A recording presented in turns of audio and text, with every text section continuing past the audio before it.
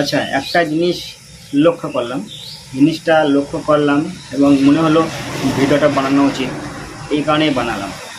আমার কথা যদি কেউ দুঃখ পেয়ে থাকেন তাহলে ক্ষমার দৃষ্টিতে দেখবেন, ঠিক আছে? তাহলে চলুন ভিডিওটা শুরু করি। দেখুন, অরিত্রস জ্ঞান এই যে চ্যানেলটা আছে, এই চ্যানেলের যে মালিক সেটা হলো অরিত্রদা। আর স্নেহ ব্রোস বলে একটা চ্যানেল আছে, এই চ্যানেলটা যে চালায় সেটা হলো রাজ। ওখানে দুটো ওনার, তার মধ্যে রাজ। এবারে রাজের সাথে আপনার অরিত্রদার ঝগড়া, একটা ওয়ার তৈরি হয়ে গেছে। এবারে বিষয়টা হচ্ছে ঠিক এরকম যে অরিত্রদা কিছু কথা বলেছে এবং সেখানে সেই কথাটাকে রিপ্লে করেছে রাজ।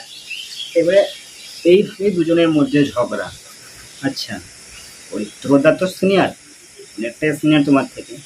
তাহলে রাজ, তোমাকে বলছি, একটা সিনিয়র ছেলে যদি কিছু বলে তাহলে সেটাকে মাথায় মাখলে হবে না তো, হবে না, ওটাই তোমাকে চুপ থাকতে হবে।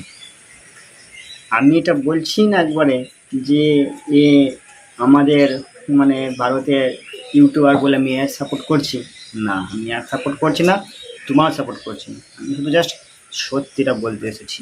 সত্যিটা কি? সত্যি হচ্ছে এটাই, যে একটা সিনিয়র ছেলে যদি কিছু বলে সেটাকে গায়ে মাখলে হবে না।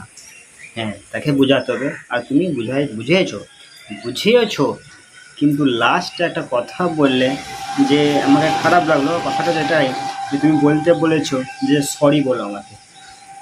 কেন সরি বলবে ভাই? সে ভুল করেছে, তা বলে তোমাকে, তুমি তো ছোটো, তা ছোটোকে একটা সিনিয়র ছেলে সরি বলবে? এটা মানতে হবে না। সে ভুল করেছে ঠিক আছে, কিন্তু সে ভুলটা তো শুধরিয়েছে। তাহলে আবার কেন সরি বলবে? আর আর একটা কথা বলি, সেটা হলো বাংলাদেশের কিছু ইউটিউবার আছে শুধু শাকিব খানকে নিয়েই কথা বলে, শুধু শাকিব খান, আর কোনো হিরো কিন্তু চোখে পড়ে না।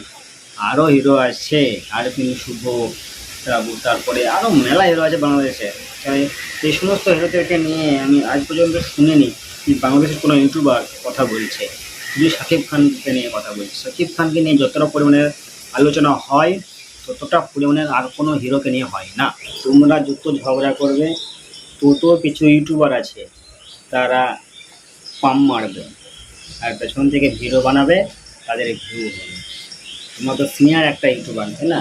দুজনেই সিনিয়র, তাহলে তোমরা শিক্ষিত, তাহলে কখনোই আর ভিডিও বানাও না দুজনের উপরে, ঠিক আছে? ভালোভাবে তোমার মতো থাকো, সে তার মতো থাকো, অরিত্র থাকো, তুমি তোমার মতো থাকো, বাস, ঠিক আছে? এটাই আমি বলবো।